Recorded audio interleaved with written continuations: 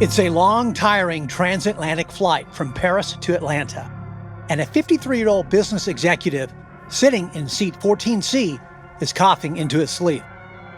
Flight attendants pass by, unfazed. He's just another tired traveler, they assume. But he's sweating through his shirt. His eyes are becoming glassy, and his lungs, they're becoming tight. The woman sitting next to him shifts away slightly, visibly concerned as she hears the man's heart pounding. His breathing becomes shorter and more forced. 10 hours later, the plane lands in Atlanta. The man walks through customs, touches a keypad, calls a rideshare, and disappears into the city. By morning, he's dead. By nightfall, the paramedics who handled his body are in isolation. One of them is already on a ventilator. The emergency room where he was treated is now locked down, sealed behind plastic and tape, but not fast enough. Because something got out, and no one knows what it is. Lab tests came back with nothing. It's not COVID, not flu, not bacterial. Yet, it moves fast and kills faster and gives no warning, and it doesn't stop. There's no vaccine, no drug, no immunity. This is Disease X, a placeholder name adopted by the World Health Organization for the unknown killer pathogen scientists have warned us about for years, one that could move faster than SARS, mutate like influenza, and kill like a bioweapon. And the above scenario I just spoke about, while hypothetical for now, is a deadly possibility that could play out at any given moment, and when it does, chances are it won't be contained. And why? Because according to the World Health Organization, influenza pandemics, whether moderate or severe, are remarkable events because of the almost universal susceptibility of the world's population to infection. And because Disease X doesn't need time to adapt, it already knows how to spread. It doesn't care about borders, and it surely does not wait for permission. What's equally terrifying is that health experts warn that such a disease has a high degree of likelihood to be 100 to 1,000 times more lethal than COVID, meaning when it hits, it could level humanity to the likes not seen since the Spanish flu over a century ago. This is not science fiction. Rather, this is the scenario keeping global health officials awake at night. Welcome to Threat Level Red. I'm your host, Charles Denyer. This is episode 8. It's coming. The next deadly pandemic threats looming over America.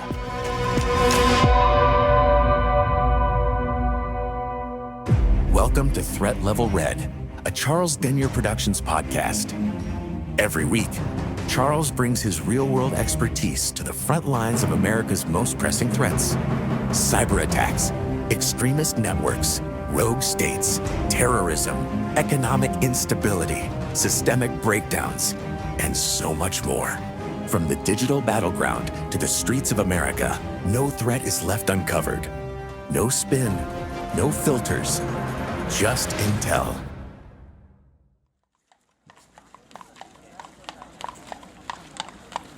So let's rewind, not to 2020 with COVID, but much further, to a time of horse-drawn carriages and when telegrams were the fastest form of communication, and when a virus traveled faster than the world could imagine. Let's go back to 1918 and the Spanish flu, the year the world began to choke on a ghost no one saw coming. The Spanish flu didn't start in Spain. In fact, it may have begun in a crowded military camp in Kansas or in the blood-soaked trenches of the Western Front during World War I. The truth is, no one knows exactly where it came from, only that it moved brutally fast and it killed without mercy. In just over a year, it claimed up to 50 million lives, possibly more. That's more than the death toll of World War I and nearly as many as World War II.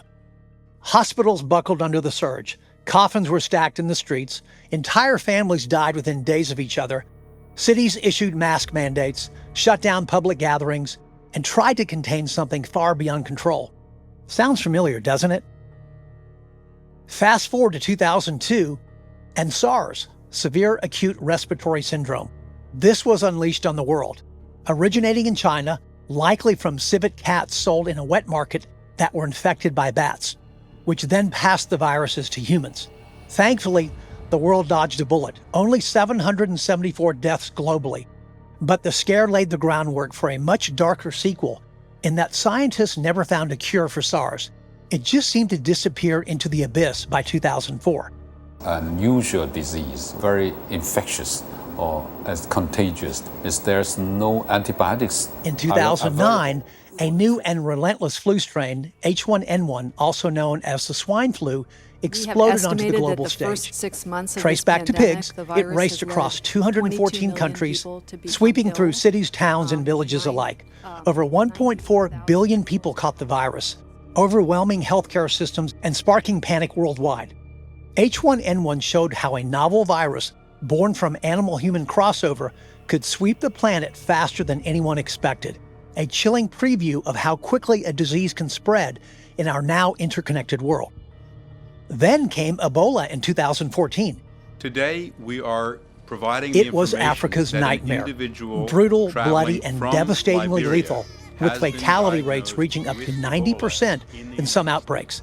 Ebola swept through communities like a silent storm, taking more than 11,000 lives in its ruthless path. The terror was palpable, gripping the world, but it never became airborne, and we dodged one hell of a bullet. Then came the virus. China has identified the cause of the mysterious new virus, coronavirus. The one that would change the world in late 2019.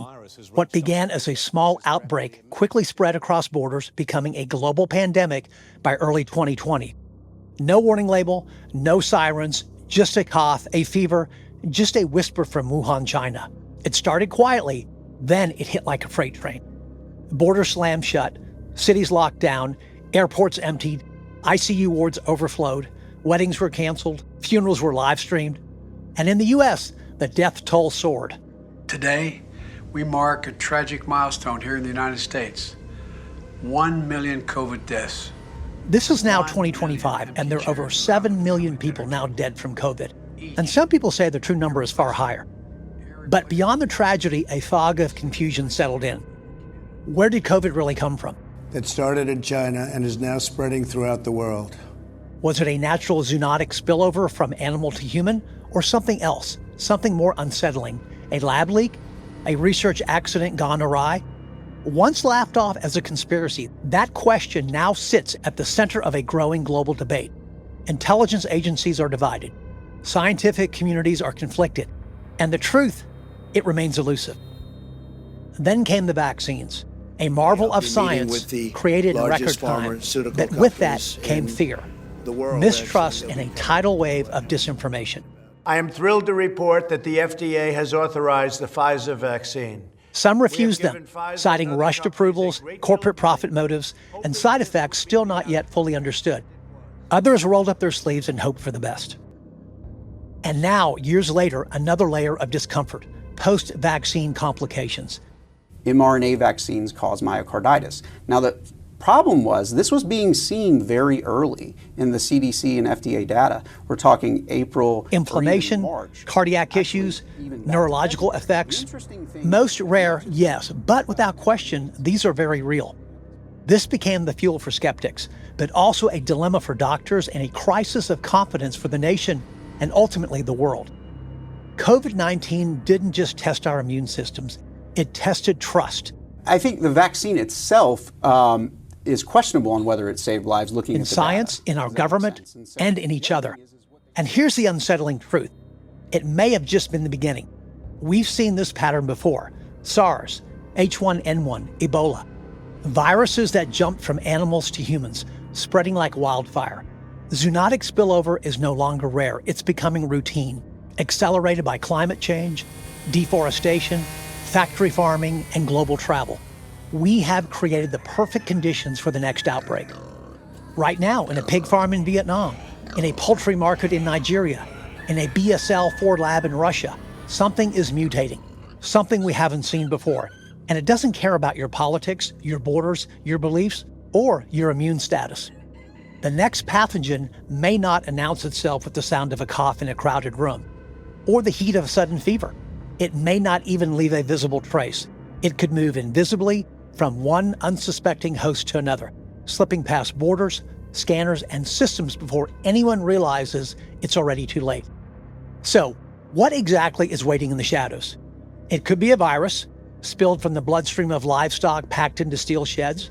It might be a bacterial superbug thriving in the linoleum floors of hospitals, shaped by decades of antibiotic misuse.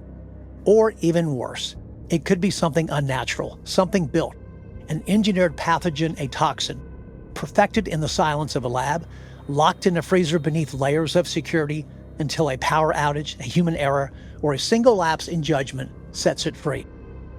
During COVID-19, we had a fighting chance. We have the best team anywhere in the world, and we really gave it an early start. We had masks, emergency authorizations, science, and we had time, though not enough. But even with all of that, we still lost millions. If the ghosts of pandemics still haunt us, then the shadows of the future are where the real danger lies. And it often begins in the wild. That's next, so stay with us.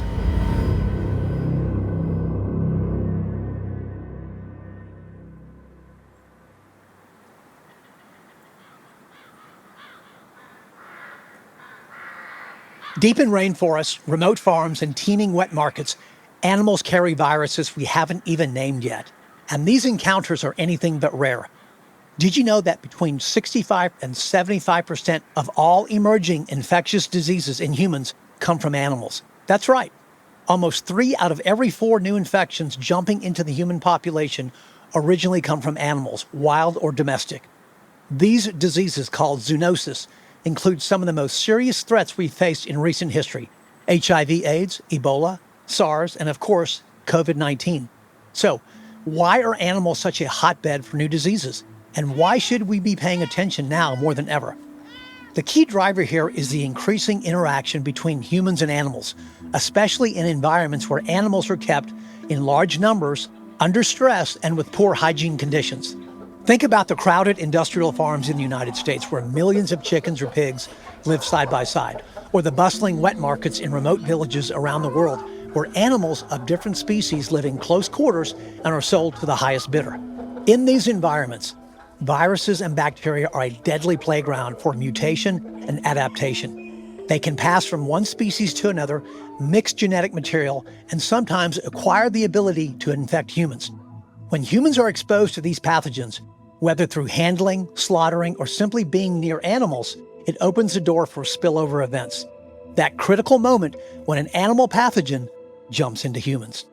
And it's not just farming practices that increase these risks. The bigger picture includes climate change, deforestation, and global trade, all of which accelerate the frequency and intensity of human-animal contact. And while we are quick to point the finger at the animal kingdom, it's important to underscore how humans are driving these pandemics. According to Dr. Samira Mubaraka, a leading microbiologist and infectious disease physician who was part of a team that actually isolated the agent that caused the initial COVID-19 outbreak, she appeared on TVO Day in Toronto in 2020 and had this to say. It's really been our behavior as humans that's been the issue. We've managed to pretty much encroach on every corner of the planet and into the natural world where normally we would not be coming into contact with some of these viruses. And the more often we do that, the more we disrupt habitat and come into close contact or proximity to these viruses. Why does this matter? Because the consequences can be catastrophic. New zoonotic diseases can cause pandemics, disrupting economies, overwhelming healthcare systems, and tragically, costing millions of lives. The COVID-19 pandemic was a stark wake-up call, showing how interconnected and vulnerable our world actually is. It also highlighted how little we sometimes understand about the origins of these diseases and the ecosystems that support them. But perhaps the deepest and darkest of all of our challenges with the coming waves of pandemics is trying to combat the hellish world of wet markets. That's next, so stay with us.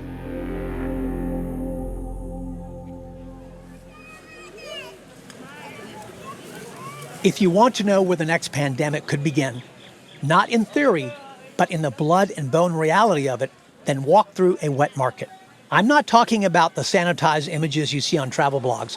I'm talking about the ones hidden behind corrugated metal gates, tucked into alleyways of massive cities, or sprawled across little-known roads in the developing world, where regulation is minimal at best and desperation drives the trade.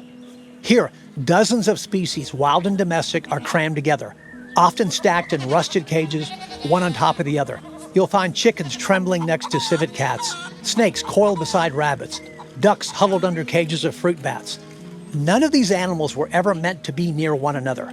But in these markets, they bleed, urinate, and defecate into shared spaces, often while injured or dying. It's not just unhygienic, it's inhumane, utterly cruel, and it's virologically explosive.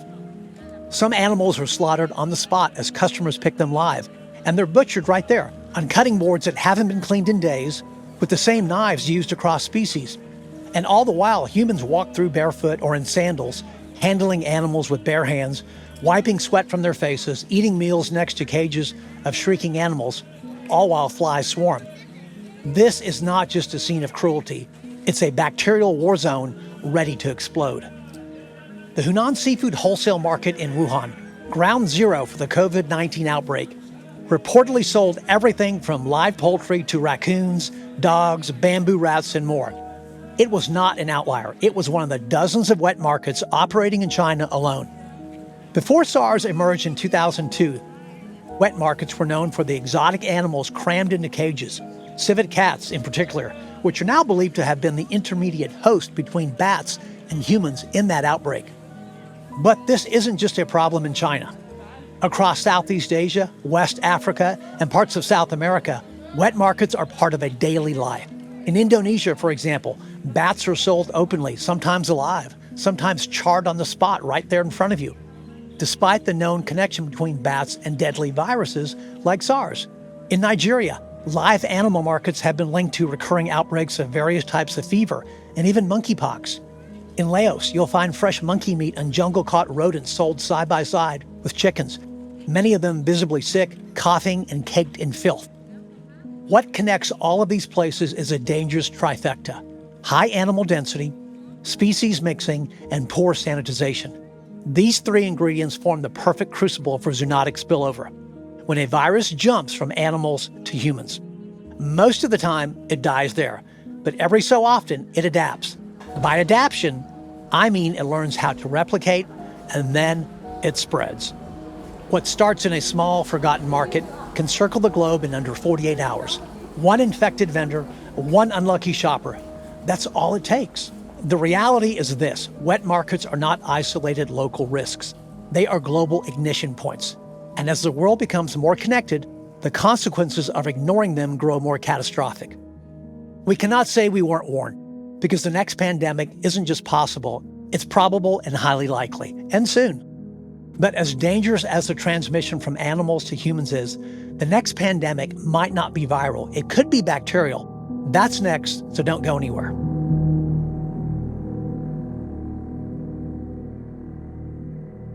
We spend a lot of time preparing for the next virus, and we should. SARS, Ebola, H1N1, COVID-19, all real, all deadly. But what if the next global health catastrophe isn't viral? What if it's bacterial? What if it's already here? Superbugs, bacteria that can no longer be killed by antibiotics, are evolving right now in hospital rooms, nursing homes, and even during routine surgeries. These are not science fiction monsters. They are real, and they are silently rewriting the rules of modern medicine.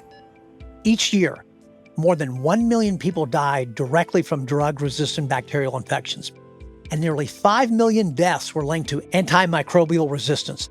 These aren't projections. They're the early warning signs of a full-blown medical collapse. We are now facing antimicrobial resistance, or AMR. The phenomenon through which more and more superbugs are emerging is known as antimicrobial resistance. The terrifying possibility that the drugs we once relied on to treat everything from pneumonia to urinary tract infections may simply stop working. The threat touches every corner of the world, but it hits low and middle income countries the hardest, where poverty, lack of access, and weak health systems make infections harder to track, treat, and contain.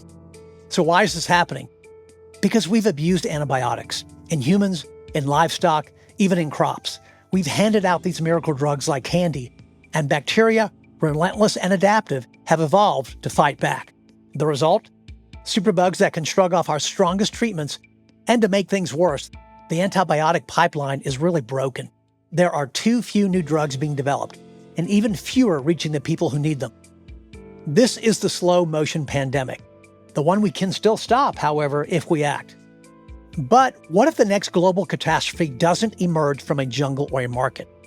Or doesn't come from superbugs resistant to our arsenal of antibiotics? What if we build it with our own hands? That's next, so stay with us.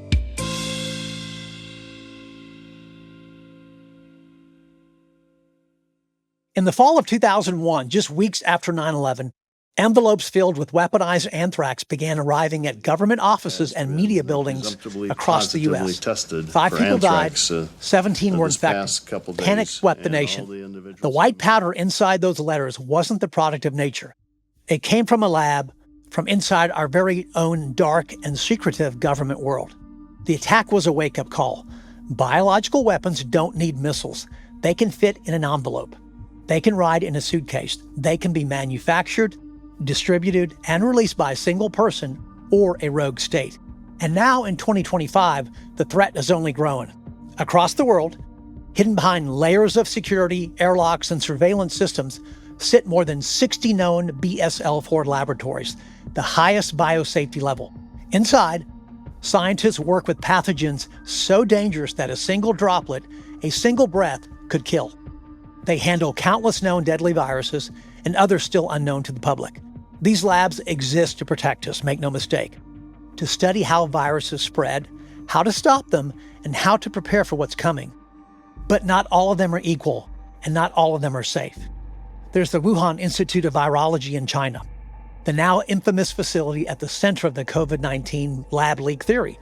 Then there's Russia's Vector Institute, located in Siberia, once part of the Soviet Union's massive bioweapons program. Vector still houses, today, live samples of smallpox, a virus eradicated from the wild, but not from the freezers. In the U.S., Fort Detrick in Maryland operates under strict protocols, but even it has suffered breaches, including a shutdown in 2019 over containment concerns. France has a BSL-4 lab, and so does Germany, and the UK, Canada, Australia. They all operate high containment labs. Some are under civilian oversight. Others, like those in North Korea or Iran, remain cloaked in secrecy. Their intentions are often unknown, and their safeguards highly questionable, and that poses one hell of a big problem. And inside these labs, the most dangerous research of all takes place. It's called gain-of-function experiments, where scientists modify viruses, basically giving them new traits, making them more transmissible and more deadly, all in the name of preparedness. In theory, it's meant to help us predict what nature might do, but in practice, it's playing with fire. One mistake, one breach, one infected researcher walking out undetected, and a virus designed for the lab now becomes a global catastrophe. Was from a lab leak in Wuhan, China. How is the COVID-19 lab leak theory, again once dismissed as a conspiracy theory, is now a subject of serious scientific and geopolitical debate. Whether or not COVID came from a lab, it has exposed a haunting truth. Lab accidents happen, and they happen more often than we admit. And when the stakes are this high, the word accident is really code word for disaster. Then there's the darker layer, bioterrorism. It doesn't require a nation state to build a biological weapon. The tools for gene editing, for DNA synthesis, for crafting novel pathogens are cheap, accessible, and spreading. The barriers to entry are falling, and the capability is rising. We've already seen it attempted in 2001 with anthrax, mailed across the US, and then in Japan in the 1990s when a cult group tried to release botulism toxin and anthrax in Tokyo. These weren't fiction, they were dry runs. So yes, we fear disease X. We fear nature's unpredictability. But maybe we should fear something else even more, the diseases we're building. We're not looking at one threat. We're standing dead center at the convergence of three unstoppable forces, each terrifying alone, now accelerating toward the same impact zone. Nature has fired warning shots before: SARS, H1N1, Ebola, COVID-19. Each one a viral escape from the animal world into ours. But we didn't listen. We paved our rainforests, caged wild animals besides livestock, and turned factory farms into viral breeding grounds. And every time a blade cuts into an animal, every time blood hits the floor, we roll the dice once again.